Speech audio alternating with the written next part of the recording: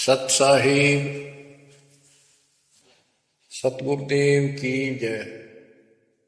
बंदी छोड़ कबीर साहिब जी की जय। बंदी छोड़ गरीबदास जी महाराज जी की जय। स्वामी राम देवानंद जी गुरु महाराज जी की जय हो।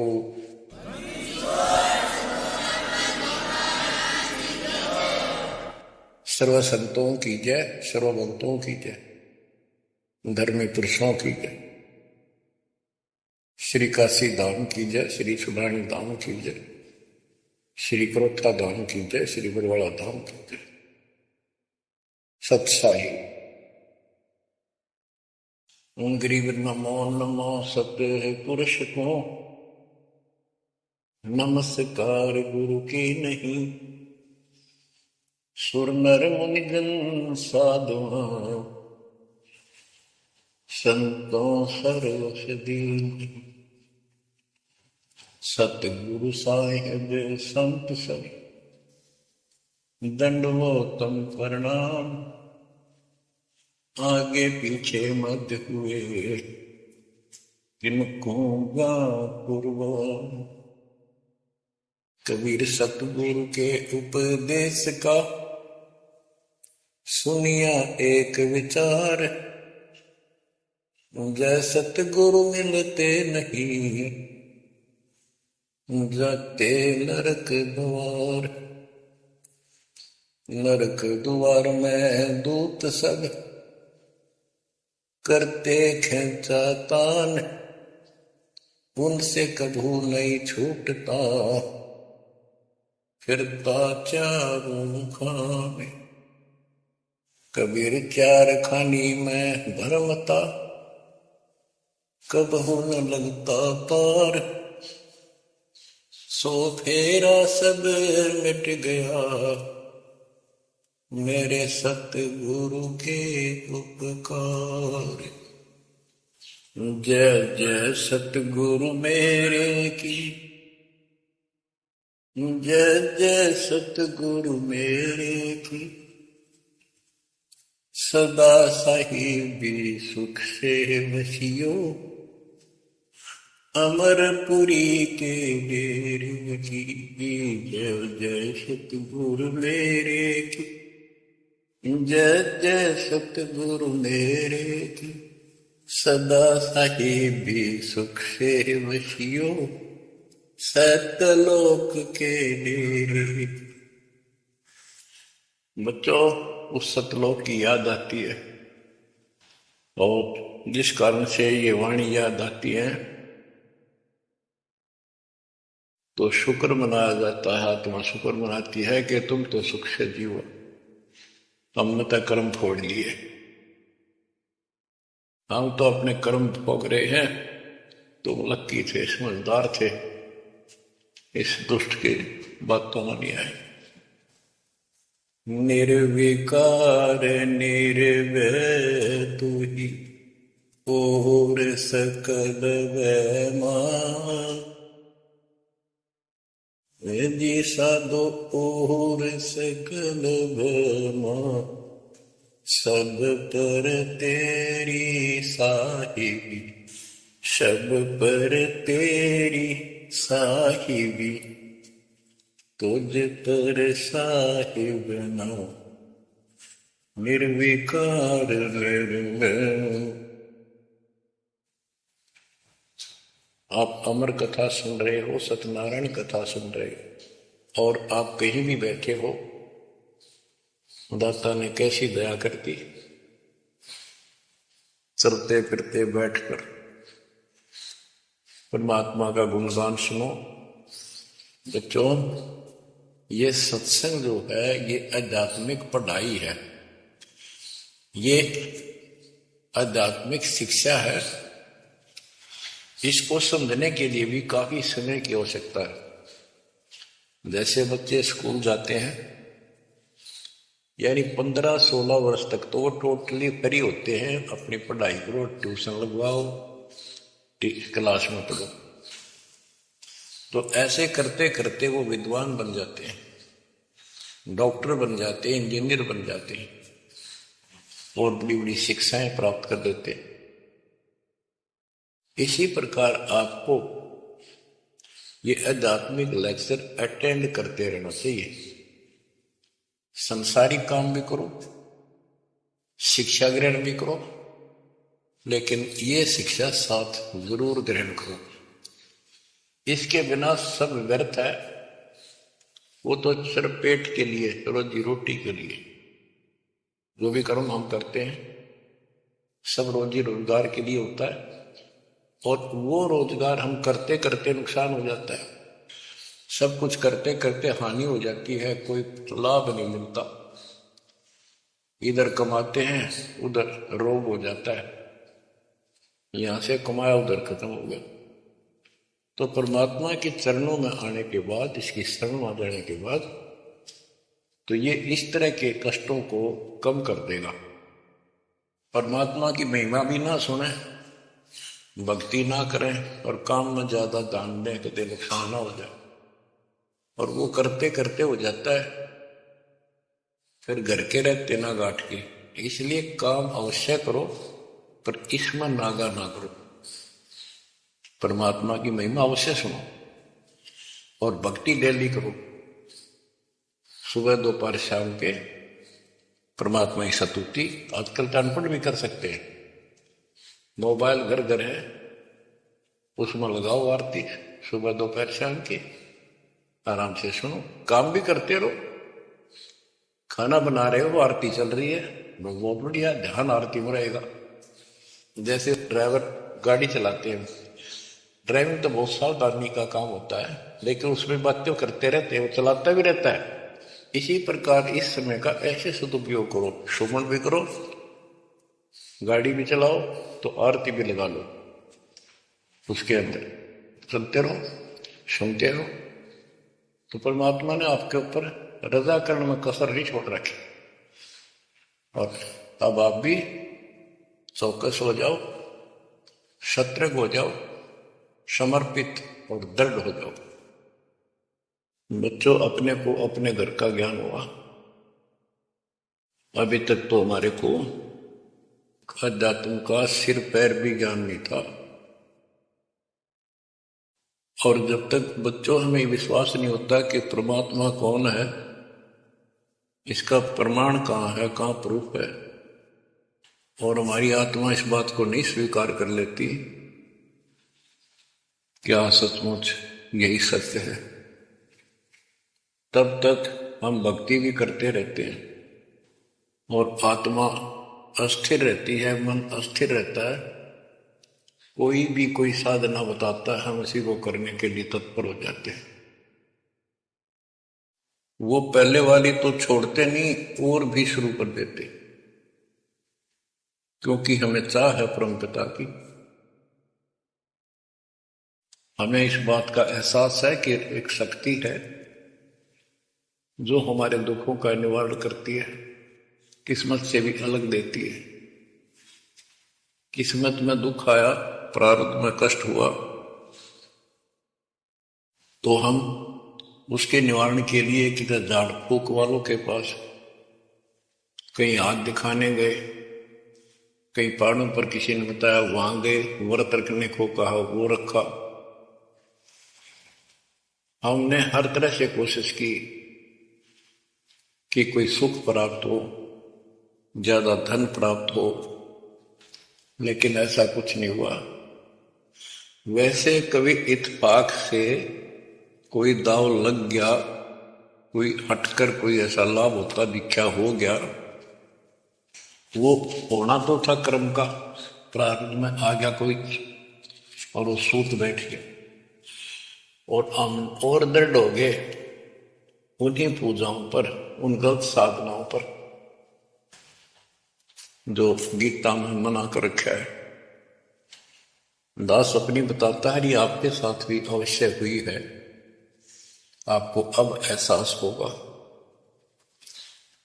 जैसे दास बचपन से रामकृष्ण और विशेषकर विष्णु जी का, कृष्ण जी का विशेष भक्त रहा है, इसके साथ हनुमान जी के प्रति भी लगन में, तड़प में, चाह में कोई कमी नहीं थी।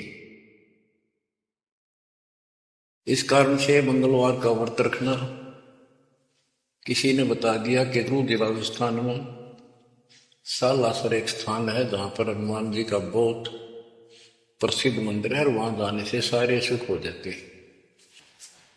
तो दास सिरसा सर्विस करता था। हरियाणा का एक शहर है, पंजाब से सटा हुआ डिस्ट्रिक्ट है।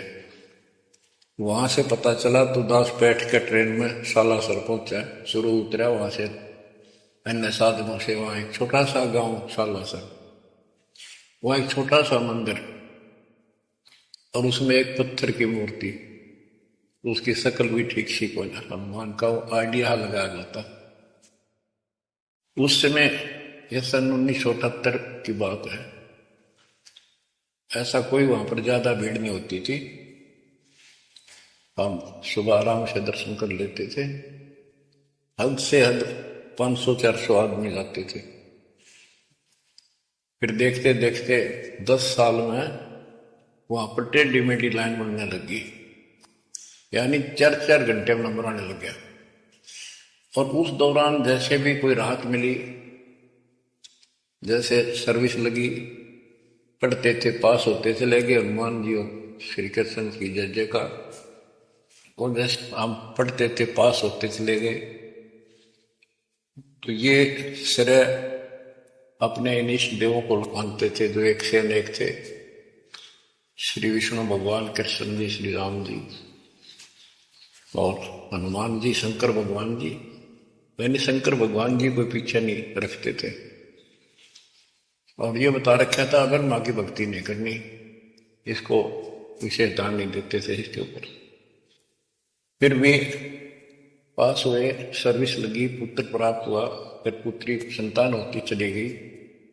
और इतनी खुशी हुई कि सारा कुछ हनुमान जी ने, श्री कृष्ण जी ने, विष्णु जी ने कर दिया। और ये देख रहा है दास के जो कबीर नास्तिक है उनके भी सुख हो रहे थे। तो बात ये है, अब पता चला कि ये साधना वो सुख देने की थी नहीं जो हम इनके सिर कर रहे थे। यकीन से होगा इनको श्रेय दे रहे थे। तो बच्चों, कबीर पीछे लग गया जाऊं था मैं लोक वेद के साथ, मार्ग में सतगुरु मिले, दीपक दे दिया हाथ। इस भक्ति के सफर में हम लोक वेद के आधार से इधर उधर भटक रहे थे, सही मार्ग मिला नहीं था और कभी भी मंजिल प्राप्त नहीं कर सकते थे। ठीक है, हमारी तड़प थी तो भगवान भी मिले। जैसे वेदों में प्रमाण है, ऋग्वेद मंडल नंबर 9 सूक्त 54 मंत्र 3 में कि परमात्मा सबसे ऊपर के लोक में बैठा है। फिर ऋग्वेद मंडल नंबर 9 सूक्त 82 1 2 3 में, ऋग्वेद मंडल नंबर 9 सूक्त 86 के 26-27 में।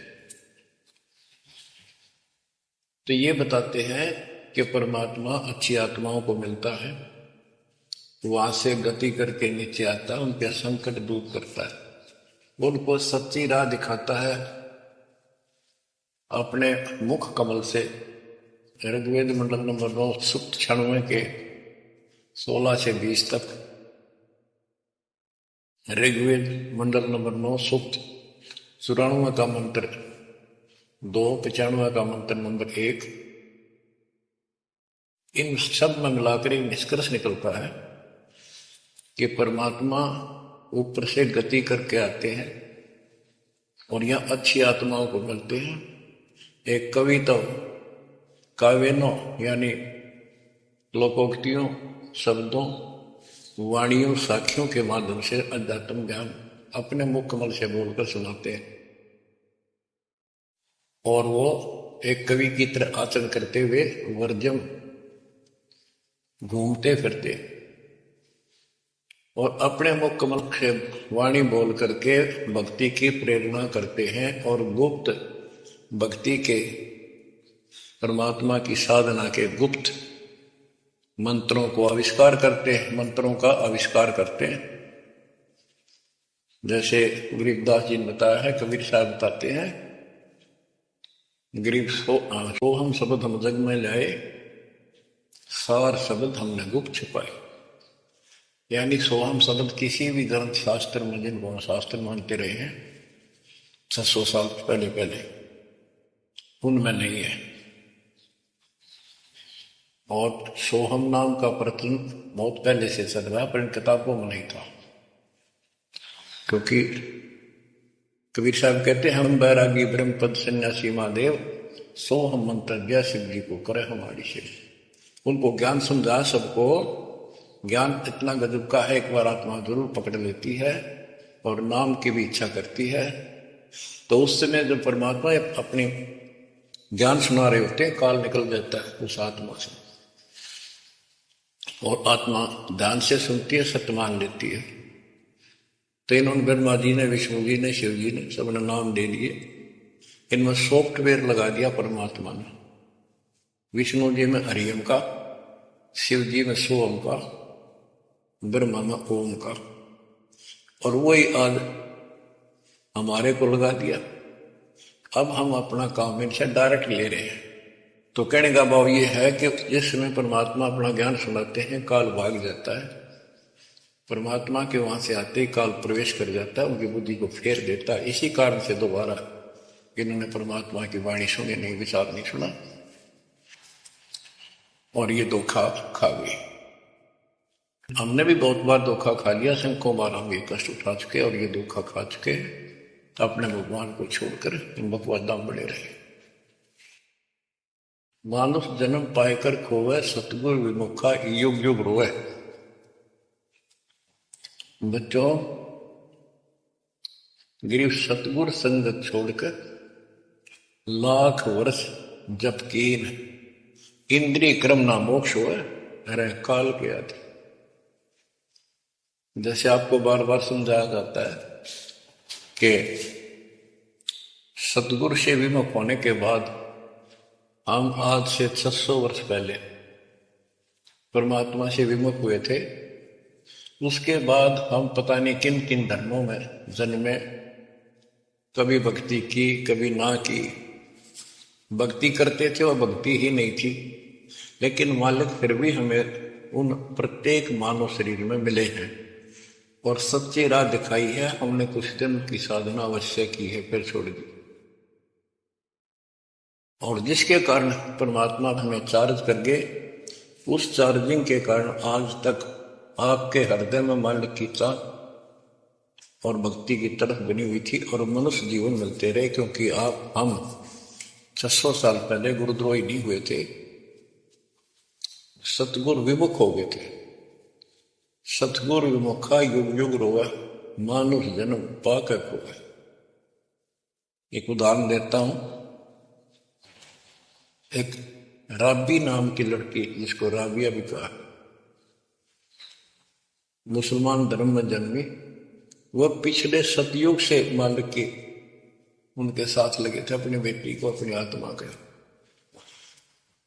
गरीबदास जी ने बताया है कि कबीर साहब बताते हैं, दो दिन मेरी शरण है, यानी एक बार किसी युग में चाहे वो 10 दिन भी नाम ले ले, फिर छोड़ दिया वो, मालिक उसको अपने खाते में लिख लेता है।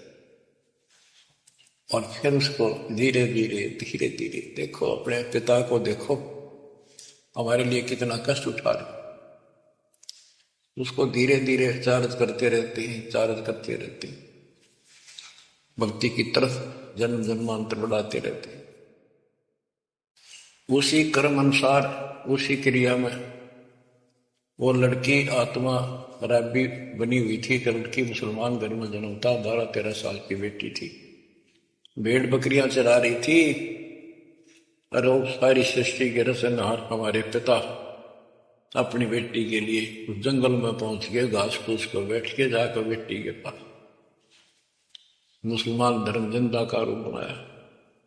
हमारे अंदर एक धर्म कर्म की ये भी एक समस्या है कि हम अपने धर्म वालों को महत्व देते हैं, दूसरों से नफरत करते हैं। ये काल की चाल है। इसलिए दाता 100 क्षेत्र में करूं अपने धन के काज, हिरण्यकशिपु जो मार दूं नरसिंह के साथ। अब्राहिम सुल्तान दम के बंदी बन के चले गए, एक नौकरानी बन के चले गए। क्या पड़ा था उनको? कोरडे खाए, नौकर बने, अपने बच्चे को नरक से निकालने के लिए, ये तुम बालक को बुद्धि छोटी है, बच्चे की बुद्धि इतना काम नहीं करती, इस ज्ञान से आपकी बुद्धि विकसित होगी, आप कुछ दिन में संकेत समझने लग जाओ। अब जैसे राबी को मालिक ने समझाया, तो बच्चों परमात्मा अपनी उस बेटी, उस आत्मा के राबिया के पास जाकर बैठ के जंगल में गर्मी सर्दी घास फूस के ऊपर बैठ के और उसको समझाने लगे, बेटी भक्ति किया करो। तो बच्ची थी जैसे उस धर्म के अंदर जन्मी थी, उसमें जो साधना बताते थे उसको कहती थी हम करते हैं, ऐसे करते हैं, नमाज करते हैं, ईद बकरीद मनाते हैं। तो परमात्मा ने उनको काफी समझा, कई दिन लगातार जाते रहे, वे चले जाते फिर आ जाते। अंत में लड़की ने स्वीकार कर लिया, भगवान मुझे वो सच्चा राह बता दो जिससे मोक्ष मिले। परमात्मा ने उनको मंत्र दिए, ये मंत्र दे दिए 500, लेकिन ये नहीं बताया किस किस के लिए, क्योंकि इसके बताने की जरूरत भी नहीं है। या तो चाबी है किसी भी खजाने की है या कोई और सामान वाले की है, उस ताले के लाओ खुल जाएगा और उसमें वो सामान आपको मिल जाएगा। फिर भी याद होना आवश्यक है कि ये इसमें यूं सामान है, इसमें ये सामान है। तो लड़की ने कुछ दिन मालिक की साधना की, 4 वर्ष। उसके बाद समाज के दरबाव में शानी होगी, उसने यहां तक फैसला कर लिया कि ये तो संस्कार बढ़ते चले जाते हैं, शादी ही नहीं कराऊंगी, विवाह नहीं कराऊंगी। उसने निकाह करने से मना कर दिया। माँ बाप ने कोशिश की, लड़की जवान होगी, लेकिन बिल्कुल स्पष्ट शब्दों में कह दिया, मैं विवाह नहीं करूंगी, मैं अल्लाह खुदा को प्राप्त करूंगी। माँ बाप परेशान हो गए कि बच्ची है, इसने तो जिद लगा ली, और इसका जीवन कैसे पार होगा, कैसे पास होगा, तो हो ही नहीं सकता। बच्चों ने कहा, बेटी या तो निकाह कर लेना, दोनों मरेंगे। लड़की ने सोचा, चल माता पिता की हत्या का क्यों सिर पर दोष दूं, आगे अपने पति से बात कर रहे हैं। निकाह हो गया। मुसलमानों के अंदर लड़की से अपनी राय पूछी जाती है विवाह के समय कि क्या आपको ये विवाह मंजूर है, निकाह कबूल है। लड़की यस कर देती है तो विवाह होता है, न तो नहीं होता। ये स्वतंत्रता बेटी को है। उसने यस कर दी, विवाह होगा। उनका पति बहुत बड़ा अधिकारी था, अफसर था, साहब था। मुसलमानों में एक से अधिक विवाह भी हो जाते हैं, सामान्य बात है। तो उसने यही विचार किया था कि तो शादी और कर लेगा, वहां दबाव बनाऊंगी, ना तो मर जाऊंगी और क्या इलाज है। तो उसने अपने पति से अपना उद्देश्य बता दिया, मैं भक्ति करना चाहती हूँ, मेरी कति तमन्ना नहीं है कोई शादी और बच्चे पैदा करने की। यदि आप मेरे साथ जबरदस्ती करोगे तो मैं सुसाइड करूंगी। उनका पति भगवान से डरने वाला मुसलमान था, वास्तव मुसलमान था। उसने कहा, राबिया आपने निकाह कबूल क्यों किया, ये बता। उसने कहा कि मेरी मजबूरी थी, मेरे माता पिता मर जाते, मैं वो दोष नहीं लेना चाहती थी। उनका भी काम बन गया। कि आप बताओ आपका क्या इरादा है। मेरा फाइनल है, या तो मौत या अपनी भक्ति करूंगी। इतना दृढ़ विश्वास देखकर उसने कहा कि राबिया कोई बात नहीं, आप भक्ति करो, मैं अल्लाह के मार्ग में बात नहीं बन सकता, मैं भी भगवान से डरने वाला हूं। लेकिन जैसे आपकी लोक लाज के कारण आपके पिता की समस्या प्रबल थी, इसी प्रकार समाज हमारा भी है, लोक लाज हमें भी है। आप मेरी दृष्टि में, मेरी तरफ से तो मेरी सिस्टर होगी, समाज की दृष्टि में मेरी वाइफ बनकर रहना होगा। वो बोली मुझे मंजूर है। उसके लिए अलग व्यवस्था कर दी, अपनी भक्ति कर, किसी चीज की कमी नहीं आने देंगे। उसने अपनी और शादियां कर, अब वो 50 साल की होगी। सब देखा कि ये तो बिल्कुल देवी का रूप है, पलक भी उठाकर नहीं देखती। ये पिछले संस्कार थे, वो बैटरी चार्ज थी, उसमें चाह थी, आगे बैटरी लगी नहीं है, धीरे धीरे नष्ट होगी। यार वो हमारा काल हमारी, ये बहुत बड़ा षड्यंत्र है। सतगुरु कबीर साहब ने इसको कोई खोल नहीं सकता, इसे बचा भी नहीं सकता। इसलिए सतगुरु की शरण नहीं छोड़नी चाहिए। उसने अपने पति, जो संसारिक दृष्टि के पति से कहा कि मैं हज करने जाना चाहती। उसने कहा अच्छी बात है, जाओ, और कोई व्यवस्था ऊंट घोड़े की करवा देता हूं, उस पर आराम से बैठ कर जाइए। बोली नहीं, मैं पैदल जाऊंगी, क्योंकि ये आस्था हमारी भगवान के प्रति अहंकार में नहीं, ऐसे जाना तो और बढ़िया है, ये वो शुरू से धारणा है। उसमें साधन भी नहीं होते थे, ऊंट घोड़े होते थे, रेगिस्तान में ऊंट ही चलते थे। बोली नहीं, मैं पैदल जाऊंगी। राबिया पैदल जा रही थी, रास्ते में कुआं था, उसमें बाल्टी और रुस्सा नहीं था। एक कुतिया वहां पर बहुत बुरी तरह रो रही थी, कभी कुएं की तरफ जा रही थी, राबिया के चरणों की तरफ आ रही थी। वो समझ गई कि प्यासी है और साथ में बच्चा है, मरेगी कि बच्चे भी मरेंगे। आओ देखा ना ताओ देखा, दया बिना दरवेश कसाई। वो दरवेश थी, संत थी, दयालु थी, असली मुसलमान थी। उसने अपने बाल पाड़े सिर के, रस्सी बनाई लंबी, 100 फुट नीचे पानी होता था, और फिर अपने कपड़े निकाल कर शरीर के उसके बांध कर नीचे भिगो के बाद टपकाए, निचोड़े एक मटके के टूटे हुए पात्र में। कुतिया ने जी भर का पानी पिया और लड़की ने अपने जो सिर के बाल पाड़े, थोड़ा बहुत खून निकला था, रक्त, ब्लड को साफ किया, कपड़े पहन लिए, मक्का के लिए चलने लगी। वो मंदिर उठ के मक्का कुएं के साथ आकर खड़ा उठा। लड़की ने तो जाना ही मक्का में था, एकदम प्रवेश कर गई। उधर इब्राहिम सुल्तान अदम की पहले बॉडी में वो आत्मा गई हुई थी, क्योंकि परमात्मा उनको भी प्रेरित करते हुए आ रहे थे। जो इब्राहिम सुल्तान अदम बाद में सम्मान बना, तो किन ज्ञान हो जाता था, वो अपने धार्मिक मेलों में जरूर जाते थे औरों को समझाने के लिए। तो इब्राहिम सुल्तान अदम वाली आत्मा वहां गई हुई थी, लोगों में चर्चा हुई, वे मक्का गया कहां, हद होगी, मंदिर ही नहीं है यहां पर। तब इब्राहिम सुल्तान अदम कहता है, गरीबदास जी बताते हैं, सुल्तान अदम मक्के गया, मक्का नहीं मकान, गया रांड के लेन को कह अदम सुल्तान। लोग बोले रहे क्या बोल रहा था, फिर इतने में वो मक्का वापस आ जाता है। और उसमें से राबिया निकली, राबिया देखी, लोग आकर प्रवेश किया, देखा तो एक राबिया ने, एक लड़की, उसने अपना परिचय दिया। पूरे मुसलमान समाज में ये बात फैल गई, चर्चा का विषय बना कि भक्ति हो तो राबी जैसी, भक्ति हो तो राबी जैसी, जिसके लिए मक्का उड़कर चला गया जहाज के समान, एयरप्लेन के समान।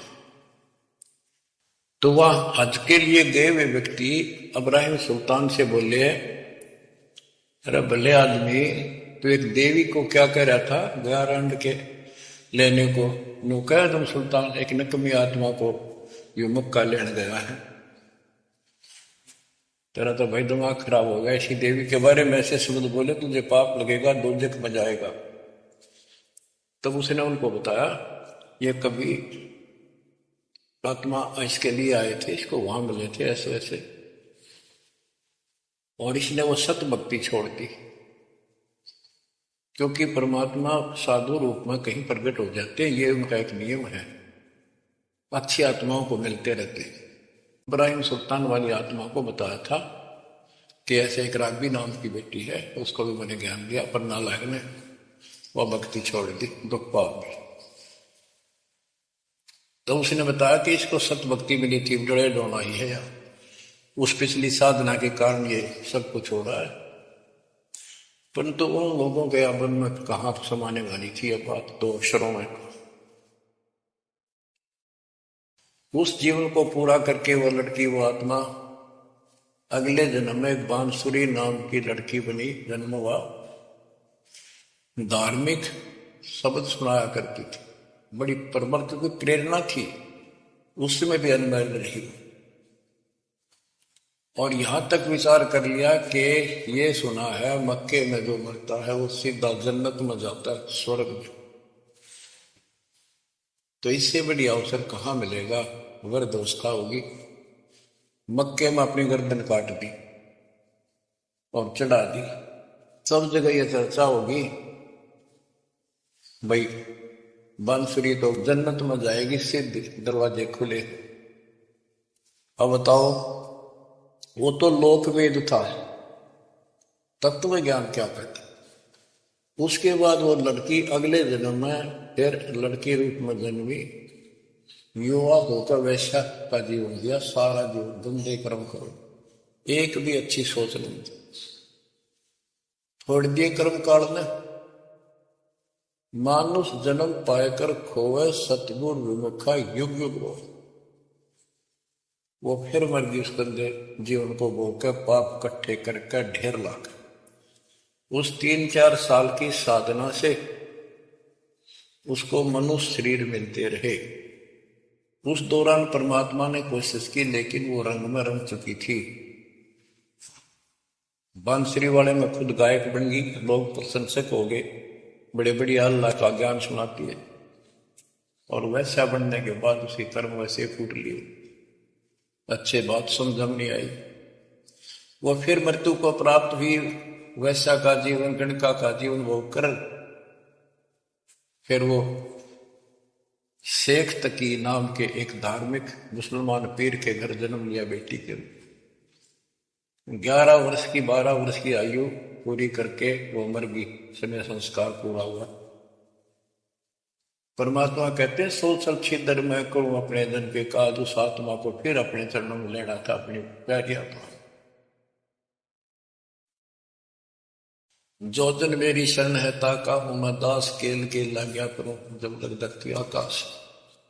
तो कारण बनाया, शेख तकी के मन में ये धारणा पैदा की कि राजा सिकंदर लोदी से, जो उसका धार्मिक पीर था शेख तकी, उसने कहा कि आप कहते हो इसने, कबीर ने रामानंद जी को जीवित कर दिया, गर्दन काट दी थी आपने, और आपका जलन का रोग ठीक कर दिया, कमाल जिंदा कर दिया। वो तो वैसे उसमें सदमे में था, वो ऐसे वैसे हो जाता, इत्तेफाक उसको जीवित होना था, इसका कबीर का नाम बन गया। जब जानू मैं इसको, मेरी बेटी को जिंदा कर दे, जो कब्र में दबी हुई है, 15-20 दिन हो गए। तो कबीर साहब से कहा गया, कबीर साहब ने कहा कि आसपास के लोगों को बता दो कि आ जाओ, एक कमाल होगा। उस शेख तकीर ने ढिंढोरा पिटवा दिया कि इसकी बेइज्जती हो तो छिपका हुआ है, मूर्ख बना रहा। उधर कबीर साहब ने कह दिया कि भाई खूब बुला लो, आसपास जितने बुला सकते हो, सबके सामने देखते हैं परमात्मा की क्या रजा होती है। हजारों व्यक्तियों के सामने कबीर साहब ने कहा, एक शेख तकी की बेटी जीवित हो जा। कब्र फुलवा दी, उसमें 100 पड़ा था। कहा एक शेख तकी की बेटी जीवित हो जा, लड़के नहीं जीवित हुई। फिर दोबारा कहा, फिर भी जीवित नहीं हुई। शेख तकी नाचन लग गया, खुल गई पोल डोंगी की, देखो ये बकवास करता था, सुन लो भाई, है डोंगी पाखंडी झूठा। तो परमात्मा ने कहा कि शेख तकी तू कोशिश कर ले। तो और दूसरे बोले, जी ये कुछ करने जोगा होता था, अपनी बेटी ने कौन मिट्टी में दापा है, आपका दया पर। तब कहा है कबीर की बेटी, जीवित हो और बाहर आ बेटा। इतना ही कहना था। सारा शरीर में कंपन हुई, डेड बॉडी जीवित होगी और उठ के बेटी बाहर आ गई। मालिक के चरणों में मस्तक टेका। 1.5 घंटा तक अपनी पिछली गलतियां और कबीर भगवान की समर्थता सबके सामने बताई और कहा कि ऐसे ऐसे मुझे भगवान मुझे चला। ये खुद अल्लाह अकबर है, पूरी सृष्टि के रचने वाले, सबके दुख दूर करने वाले। मेरे कर्म फूट गए, मैं इनको छोड़कर ऐसे ऐसे गंदे जीवन जी के मैं आज फिर इनकी कृपा हुई, मेरा कोई मनुष्य जीवन शेष नहीं था। पशु पक्षी बनने वाली लाइन में खड़ी थी।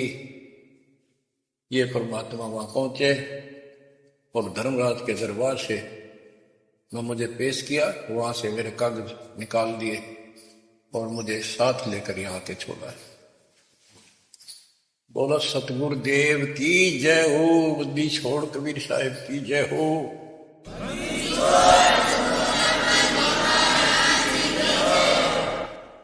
तो उसने कहा बेटी जा अपने पिता के साथ। कबीर साहब ने कहा शेख तकी के साथ। वह बेटी बोली मुझे अपना पिता मिल गया, अपना मालिक मिल गया। इस कर मेरा संस्कार इतना ही था। आप मेरे पिता हो, सारी सृष्टि के मालिक हो, मैं तो आपके साथ रहूं। अपने गुरु के मैं संग संग होली, अपने गुरु के मैं संग संग होली। सखेरे मोहे नेकन आई लाज, आज मोहे गुरु दर्श दिखाए। बच्चों यह बात तो बनेगी ऐसे ही। पानी कहते देसी कहावत है, पानी तो झील में नीचे के स्थान पर आके ही टिकेगा। वैसे पलन में कितना ऊंचा चल जाए लेकिन टिकेगा वहीं आके। मन का तूफान बकवादों का कहीं धक्के खा लो, आके बात बनेगी सतगुरु शरण। तो कहते हैं गरीबदास जी का है, गरीब सतगुरु संगत छोड़कर लाख वर्ष जबकि इंद्रिय कर्म ना मोक्ष हो, रहे काल के आखी। सतगुरु पूर्ण संत की संगत छोड़कर चाहे लाख वर्ष तक जप करते रहियो, चाहे यही जाप करते रहने का कोई यूज नहीं होगा, क्योंकि कनेक्शन कट चुका होगा, मर्यादा भंग होगी। गुरु बिन माला फेरते, गुरु बिन देते दान, गुरु बिन दोनों निष्फल है, वह व्यर्थ जाएंगे। बच्चों परमात्मा हमारे लिए भटक रहे हैं। इन पिछली गलतियों से सबक लो, इनको फिर से न दोहराना। जैसे आपको बताया है कि कबीर भगवान है, ये सारी सृष्टि के रचने वाले हैं, ये हमारे पिता, हमारे जनक है, हमारे कष्टों को दूर करने वाले, संकट मोचन यही। लेकिन हम इनको छोड़कर अन्य उपासना करते रहे हैं। जैसे गीता अध्याय 16 श्लोक 23 और 24 में स्पष्ट कर दिया है कि शास्त्र विधि को त्याग कर जो अपनी मर्जी से, इच्छा से मनमाना आचरण करते, मनमानी साधनाएं करते हैं जो शास्त्रों में प्रमाणित नहीं है, उनको न तो कोई सुख हो, न कोई सिद्धि प्राप्त हो, कार्य सिद्ध हो जैसे, और न उनकी गति यानी मोक्ष हो। तो भक्ति करते इसी के लिए। ये तीनों नहीं हुए तो उस भक्ति का फायदा क्या, गड़े ढोने वाली बात। तो बच्चों आपको बताया, सभी वेदों और ग्रंथों से सिद्ध कर दिया कि कबीर भगवान है।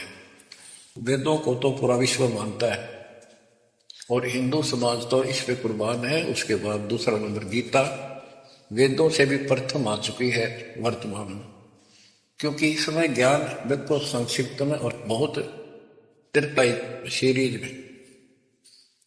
तो इसलिए इनमें सबसे आपको प्रमाणित कर दिया कि कौन सी भक्ति करनी है, कौन सी ना करनी है। गीता अध्याय श्लोक 23 में तो 16 की 23 में तो बता ही दिया कि शास्त्र विधि को त्याग कर मैं अनाटन कर्तव्य को कोई यूज नहीं। 24 में कहा कि इससे तेरे लिए अर्जुन शास्त्र ही प्रमाण है। कर्तव्य जो साधना करने योग्य है और अकर्तव्य है जो ना करने वाली है, इन्हीं के आधार से करो। गीता अध्याय 9 श्लोक 25 में कहा कि भूत पूजने वाले भूतों को प्राप्त होंगे, पितर पूजने वाले पितरों को प्राप्त होंगे, देवताओं की भक्ति करने वाले देवताओं को प्राप्त होंगे, और मेरी भक्ति करने वाला मुझे प्राप्त होगा। अपनी साधना का पूरी गीता में 8 में जाएंगे 13वें श्लोक में एक मंत्र बताया है, ओम इति एक अक्षर, ओम इति एक अक्षरम व्यवहारण माम मम ब्रह्म अनुसमण। ओम इति एक अक्षरम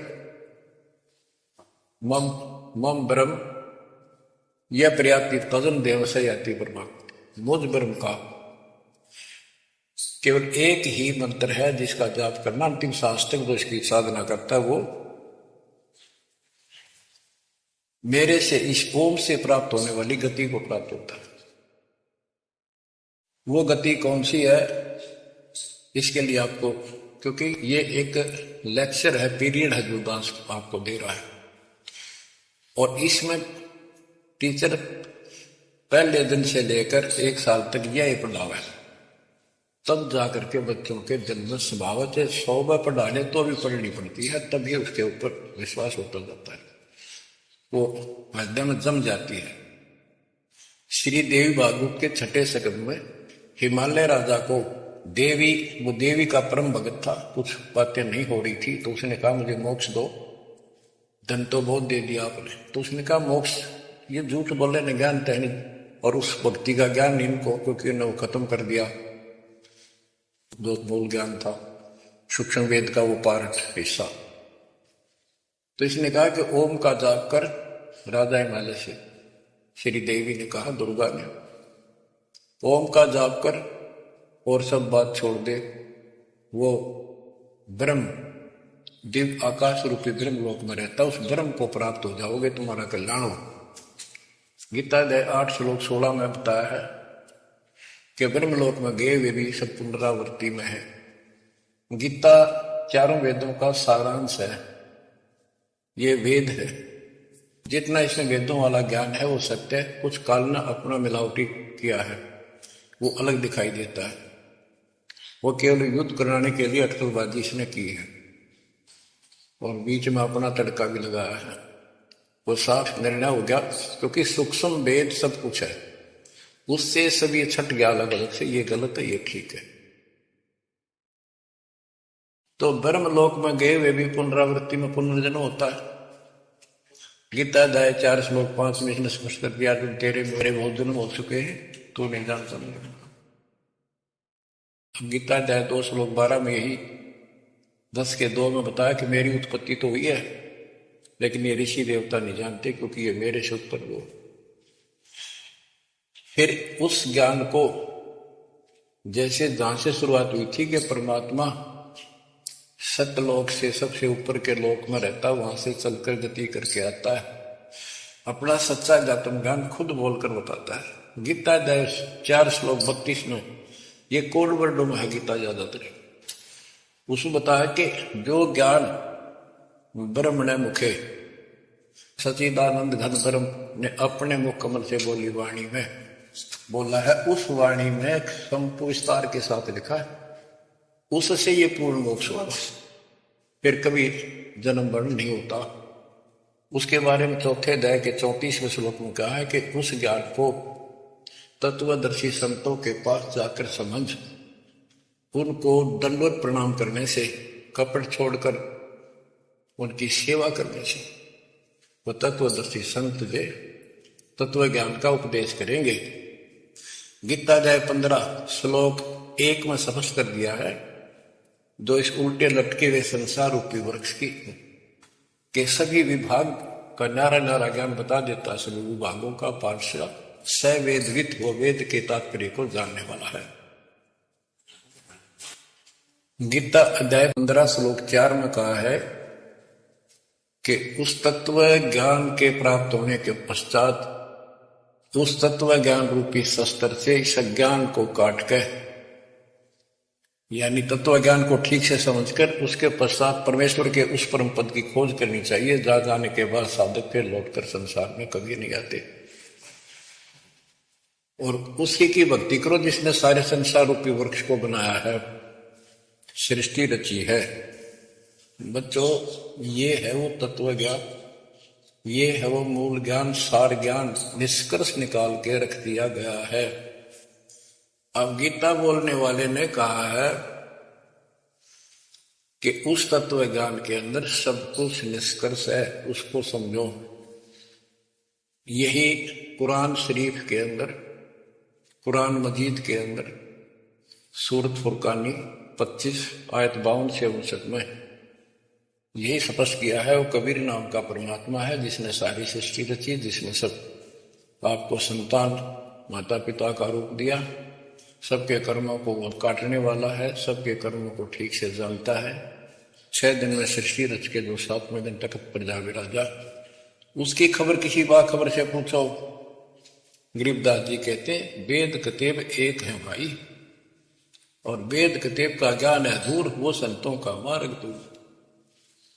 ये अधूरा ज्ञान है, जब इसमें स्पष्ट है ही नहीं, जब ये कह दिया कोई और बताओगा तो वो और अब आपके सामने है, आपको प्राप्त हो चुका है। अब भी बच्चों नहीं समझोगे तो कौन सी विधि अपनाए जो आपकी आंखें खोलाए।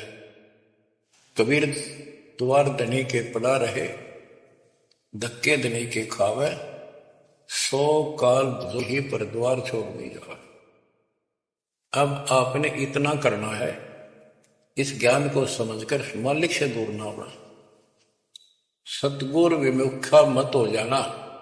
इसमें आपको अच्छा लगे चाहे कोई कष्ट लगे, वो कष्ट भी गॉड गिफ्ट होगी।